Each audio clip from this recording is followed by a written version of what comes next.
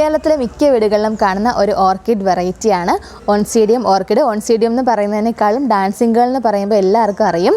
നമ്മൾ സ്റ്റാർട്ടിംഗ് ആയിട്ട് വളർത്തുന്ന ഓർക്കിഡൊക്കെ ക്രേസ് ഉള്ളവർ സ്റ്റാർട്ടിങ്ങിൽ വളർത്തുന്ന ഒരു പ്ലാന്റാണ് ഓൺസീഡിയം ഓർക്കിഡ്സ്. ഇതാണ് നമ്മുടെ ഡാൻസിങ് ഗേൾ, ഓൺസീഡിയം അഥവാ ഡാൻസിങ് ഗേൾ എന്നൊക്കെ ഇതിനെ പറയാറുണ്ട്.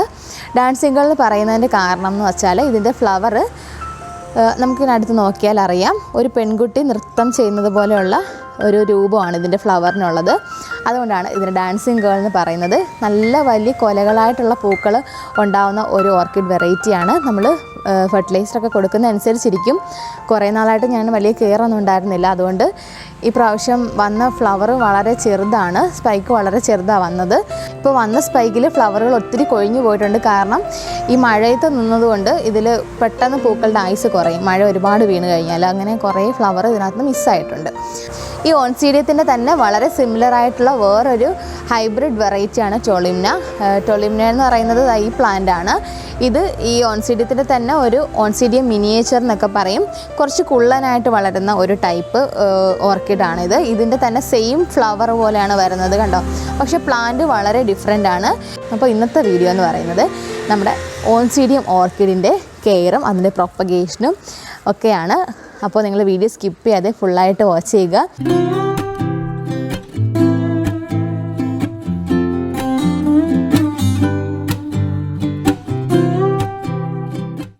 ഞാൻ അജ്മി സുൽത്താന. എൻ്റെ വീഡിയോ നിങ്ങൾ ആദ്യമായി കാണുവാണെങ്കിൽ പ്ലീസ് കൺസിഡർ ടു സബ്സ്ക്രൈബ് ചെയ്യുമ്പോൾ സൈഡിൽ ചെറിയ ബെൽ ബട്ടണിൽ ഓൾ എന്ന ഓപ്ഷൻ കൂടി എനേബിൾ ചെയ്യുക. എങ്കിൽ മാത്രമേ ഞാൻ പുതിയ വീഡിയോസ് വരുമ്പോൾ അതിൻ്റെ നോട്ടിഫിക്കേഷനും നിങ്ങൾക്ക് കറക്റ്റായിട്ട് കിട്ടത്തുള്ളൂ.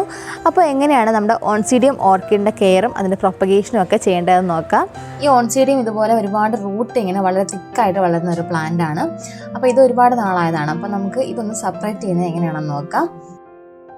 ഈ ഓൺസീഡിയം ഓർക്കിഡുകൾ സെപ്പറേറ്റ് ചെയ്യുമ്പോൾ നമ്മൾ സ്യൂഡോ ബൾബ് ഏകദേശം ഒരു 3 എണ്ണമെങ്കിലും വെച്ചിട്ട് സെപ്പറേറ്റ് ചെയ്യുവാണെങ്കിൽ പ്ലാന്റ് നല്ല ഹെൽത്തി ആയിട്ട് വളരും.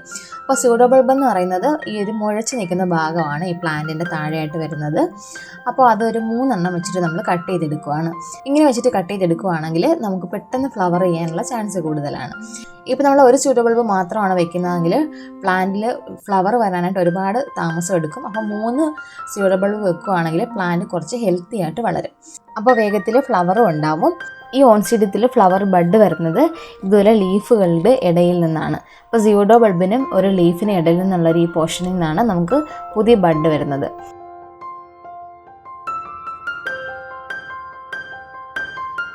ഓർക്കിഡേഷ്യ ഫാമിലിയിൽ ഒരു വലിയ ഗ്രൂപ്പാണ് ഓൺസീഡിയം. ഓൺസീഡിയത്തിൽ തന്നെ മിനിയേച്ചർ ടൈപ്പായിട്ട് വരുന്നതാണ് ടൊളിംനാസ്. ടൊളിംനാസിനെ പറ്റി പറയുവാണെങ്കിൽ വളരെ നല്ല ഒരുപാട് വെറൈറ്റി കളേഴ്സ് ഉണ്ട്, ഒരുപാട് കളർ കോമ്പിനേഷൻസ് ഉണ്ട്. ഇതിൻ്റെ ഒരു പ്രത്യേകത ഇതിൻ്റെ ഈ ബഡ് വരുന്നത് ഇതിൻ്റെ ഈ ഓല പോലെ വരുന്ന ലീഫിൻ്റെ ഇടയിൽ നിന്നാണ്. ഇതൊരു ബ്ലൂമിങ് സൈസ് പ്ലാന്റ് തന്നെയാണ്. ഇതിൻ്റെ ഒരു മാക്സിമം വലിപ്പമാണ്. ഇതൊരു ജൈജാൻറ്റിക് സൈസ് ഒരു പ്ലാന്റ് തന്നെയാണ്. നമുക്ക് പ്ലാന്റ് കണ്ടു കഴിഞ്ഞാൽ ഇത് ഫ്ലവർ ചെയ്യുമോ എന്നുള്ള ഡൗട്ട് തോന്നും. അത്രയും ചെറുതിലെ തന്നെ ഇത് ഫ്ലവർ ചെയ്യും. അത്രയും ഒരു മിനിയേച്ചർ ടൈപ്പ് ഓൺസീഡിയം വെറൈറ്റിയാണ് ഈ ടൊളിംനാസ്. ഈ ഓൺസീഡിയത്തിൻ്റെ ഈ ഒരു പോർഷൻ എടുക്കുകയാണെങ്കിൽ ഇതിൻ്റെ ലീഫുകൾ കണ്ടോ, ചെറിയ ഒരു മടക്കുണ്ട് ഇതിന്. അതുപോലെ തന്നെ ഈ ഒരു സ്യൂഡോ ബൾബിൽ ഇങ്ങനെ റിങ്കിൾസ് വരാനുള്ള ചാൻസും ഉണ്ട് ചില സമയങ്ങളിൽ. അതെന്താണെന്ന് വെച്ചാൽ നമ്മൾ വെള്ളം ഒഴിക്കുന്നത് കുറയുമ്പോഴാണ് അങ്ങനെ സംഭവിക്കുന്നത്. ഓൺസീഡിയം വെറൈറ്റികളിൽ സാധാരണയായിട്ട് നല്ല രീതിയിൽ ഹ്യൂമിഡിറ്റി ഇഷ്ടപ്പെടുന്ന ഒരു പ്ലാന്റ് ആണ്. അപ്പോൾ നമുക്ക് 2 നേരം വേണമെങ്കിലും നനയ്ക്കാം. പക്ഷേ വെള്ളം കെട്ടി നിൽക്കുന്നത് സാധാരണ ഓർക്കിഡിനെ പോലെ തന്നെ ഈ ഒരു പ്ലാന്റിനും ഇഷ്ടമല്ല. അപ്പോൾ നമ്മൾ ഹ്യൂമിഡിറ്റി നിലനിർത്താനായിട്ട് ശ്രദ്ധിക്കുക.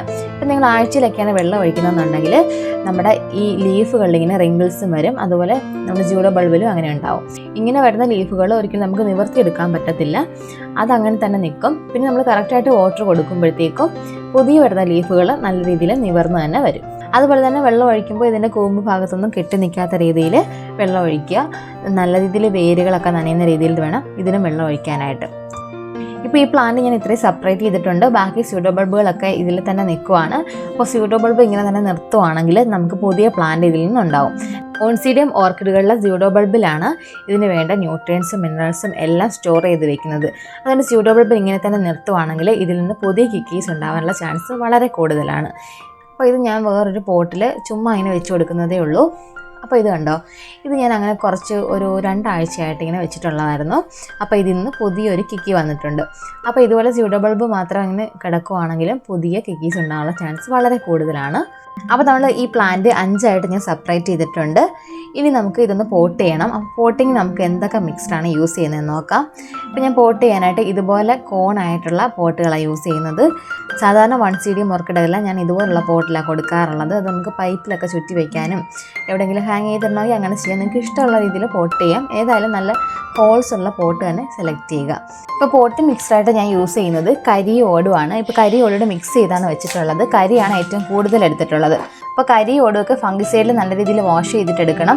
അപ്പോൾ എന്തെങ്കിലും തരത്തിലുള്ള ഇൻഫെക്ഷൻ ഉണ്ടെങ്കിൽ അതൊക്കെ പോയി കിട്ടും. നമുക്ക് ഓർക്കിഡിൽ തൊണ്ട് പീസും കൂടി വേണമെങ്കിൽ യൂസ് ചെയ്യാം. അത് യൂസ് ചെയ്യുമ്പോൾ നല്ല രീതിയിൽ വെള്ളം തിളപ്പിച്ച് വാഷ് ചെയ്തിട്ട് വേണം എടുക്കാനായിട്ട്. ഞാനിപ്പോൾ ഇവിടെ തൊണ്ട് പീസ് യൂസ് ചെയ്യുന്നില്ല, കാരണം പെട്ടെന്ന് ഇൻഫെക്ഷനൊക്കെ ഉണ്ടാകുന്നത് കാരണം ഞാനിപ്പോൾ തൊണ്ട് പീസ് അങ്ങനെ ഉപയോഗിക്കാറില്ല. പിന്നെ നമ്മൾ പ്രധാനമായിട്ട് ഓർക്കിഡിൽ പോട്ടിംഗ് മിക്സർ റെഡിയാക്കുമ്പോൾ ശ്രദ്ധിക്കേണ്ടത്, നമ്മൾ എവിടെയാണോ ഓർക്കിഡ് വയ്ക്കുന്നത്, ഇപ്പോൾ ടെറസിൻ്റെ മുകളിലൊക്കെ ആണെങ്കിൽ ഒരുപാട് ചൂടുള്ള സ്ഥലമായിരിക്കും. അപ്പോൾ അങ്ങനെയുള്ള സ്ഥലമാണെങ്കിൽ നിങ്ങൾക്ക് 2 പീസ് തൊണ്ടും കൂടെ ഇടാം. അപ്പോൾ കുറച്ച് ഹ്യൂമിഡിറ്റി കിട്ടും. ഇപ്പോൾ എനിക്കാണെങ്കിൽ മുറ്റത്ത് തന്നെ വെക്കുന്നത്, അതുകൊണ്ട് ഞാൻ അങ്ങനെ തൊണ്ട് പീസ് ഇടുന്നില്ല. തൊണ്ട് പീസ് ഇടുമ്പോൾ ഒച്ചിൻ്റെ ശല്യമൊക്കെ ഒരുപാട് കൂടുതലാണ്, അതുകൊണ്ടാണ് അവോയ്ഡ് ചെയ്യുന്നത്. നിങ്ങൾക്ക് ഒരുപാട് ചൂടുണ്ടെങ്കിൽ തീർച്ചയായിട്ടും 2 പീസ് വെച്ച് കൊടുക്കുന്നുണ്ട്, പ്രോബ്ലം ഒന്നുമില്ല. അപ്പോൾ നമ്മൾ പോട്ടിംഗ് മിക്സർ റെഡിയാക്കുന്നത് നമ്മൾ ഓർക്കിഡ് വെക്കുന്ന സ്ഥലത്തിന് അനുയോജ്യമായ രീതിയിലായിരിക്കണം.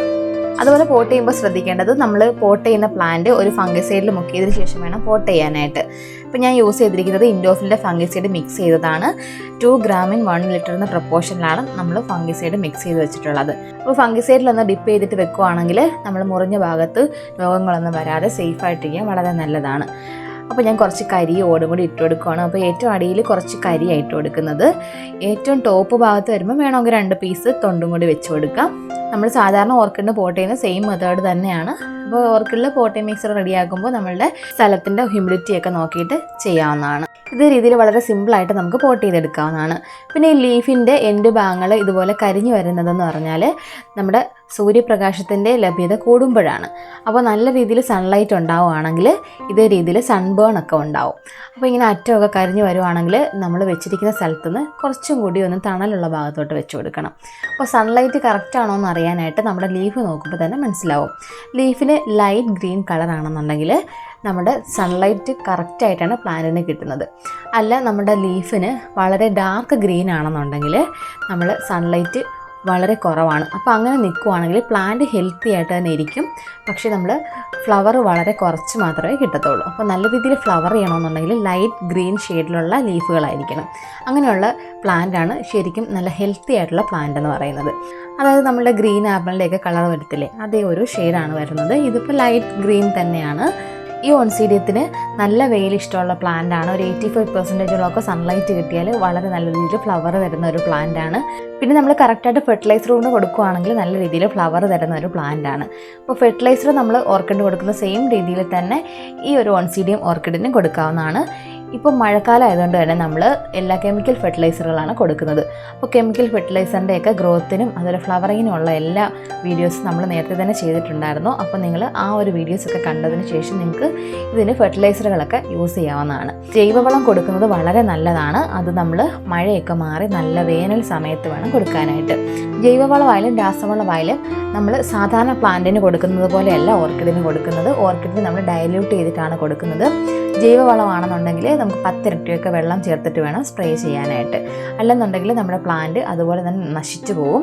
പിന്നെ മഴക്കാലം ആയതുകൊണ്ട് നമ്മൾ കറക്റ്റായിട്ട് ഏതെങ്കിലും ഒരു ഫംഗിസൈഡ് കൊടുക്കുക. ഞാൻ നേരത്തെ പറഞ്ഞതുപോലെ ഇൻഡോഫിൽ തന്നെ നമുക്ക് വേണമെങ്കിൽ സ്പ്രേ ചെയ്ത് കൊടുക്കാവുന്നതാണ്. അപ്പോൾ ഇൻഡോഫിൽ എങ്ങനെയാണ് യൂസ് ചെയ്യുന്നത് നേരത്തെ ഒരു വീഡിയോ ചെയ്തിട്ടുണ്ടായിരുന്നു. അപ്പോൾ അതിൻ്റെ ലിങ്ക് ഞാൻ ഡിസ്ക്രിപ്ഷൻ ബോക്സിലും അതുപോലെ കാർട്ടിലും കൊടുക്കുന്നുണ്ട്. അപ്പോൾ അത് കണ്ടു നോക്കിയിട്ട് നിങ്ങൾക്ക് ഫംഗിസൈഡുകളൊക്കെ സ്പ്രേ ചെയ്ത് കൊടുക്കാവുന്നതാണ്. ജൈവവളമായിട്ട് വേണമെങ്കിൽ ചാണകത്തിൻ്റെ തെളി, ഗോമൂത്രം, ബയോഗ്യാസിൻ്റെ സ്ലറിയൊക്കെ നമുക്ക് നേർപ്പിച്ചിട്ട് കൊടുക്കുകയാണെങ്കിൽ നല്ല റിസൾട്ടാണ്. ഒരുപാട് ബഞ്ച് ഓഫ് ഫ്ലവേഴ്സ് ഉണ്ടാവും അങ്ങനെ കൊടുക്കുമ്പോൾ. പക്ഷേ ഇപ്പോൾ നമുക്കത് കൊടുക്കുന്നത് അത്ര നല്ലതല്ല. കൊടുത്തു കഴിഞ്ഞാൽ ചിലപ്പോൾ പെട്ടെന്ന് ഫംഗൽ ഇൻഫെക്ഷൻസ് ഉണ്ടാവും. അതുകൊണ്ട് വേനൽ സമയത്ത് നമുക്ക് കൊടുക്കാം. അപ്പോൾ നമ്മൾ സെപ്പറേറ്റ് ചെയ്ത പ്ലാന്റിനെയൊക്കെ ഞാൻ പോട്ട് ചെയ്ത് വെച്ചിട്ടുണ്ട്. ബാക്കി 2-3 പീസും കൂടി ഉണ്ട്. അത് നമുക്ക് ഓർക്കിഡ് ട്രീ ഒക്കെ ഉണ്ടാക്കാനായിട്ട് ഉപയോഗിക്കാം. അപ്പോൾ എല്ലാം നമുക്ക് ഇതേ രീതിയിൽ തന്നെ ചെയ്യണമെന്നൊന്നുമില്ലല്ലോ. അപ്പോൾ ഓർക്കിഡ് ട്രീ ഉണ്ടാക്കാം. അല്ല നിങ്ങൾക്ക് പോട്ടില്ലെന്നുണ്ടെങ്കിൽ ഒരു ജൂട്ട് വെച്ചിട്ട് ഒരു പൈപ്പിലോ മറ്റോ ചുറ്റിയിട്ട് നമ്മൾ അതിനിടയിലായിട്ട് ഈ ഓർക്കിഡ് വെച്ച് കൊടുത്തു കഴിഞ്ഞാൽ അങ്ങനെയും ഇത് വളരും. അതുപോലെ മൗണ്ട് ചെയ്ത് കൊടുക്കാനും നല്ലതാണ്. തടിയുടെ പീസൊക്കെ ഉണ്ടെങ്കിൽ നമ്മൾ ചുമ്മാ വെച്ച് കെട്ടി കൊടുത്തിട്ട് കറക്റ്റായിട്ട് ഫെർട്ടിലൈസർ കൊടുക്കുകയാണെങ്കിൽ നല്ല ഗ്രോത്ത് ഉണ്ടാവും. ഓർക്കിഡ് ട്രീ ഉണ്ടാക്കാൻ എനിക്ക് ബെസ്റ്റായിട്ട് ഫീൽ ചെയ്തിട്ടുള്ള ഒരു ഐറ്റമാണ് ഓൺസീഡിയം ഓർക്കിഡ്സ്. അപ്പോൾ നിങ്ങൾക്ക് ഇഷ്ടമുള്ള രീതിയിൽ ചെയ്യാം. അപ്പോൾ എൻ്റെ ഓൺസിഡിയം ഓർക്കിഡിൻ്റെ പ്രൊപ്പഗേഷനും അതിൻ്റെ കെയറിങ്ങും ഒക്കെ എല്ലാവർക്കും മനസ്സിലായെന്ന് കരുതുന്നു. അപ്പോൾ എൻ്റെ വീഡിയോ ഇഷ്ടമായിട്ടുണ്ടെങ്കിൽ ലൈക്ക് ചെയ്യാനും ഷെയർ ചെയ്യാനും സബ്സ്ക്രൈബ് ചെയ്യാനും മറക്കരുത്. അപ്പോൾ നമുക്ക് അടുത്ത വീഡിയോയിൽ കാണാം. ബൈ.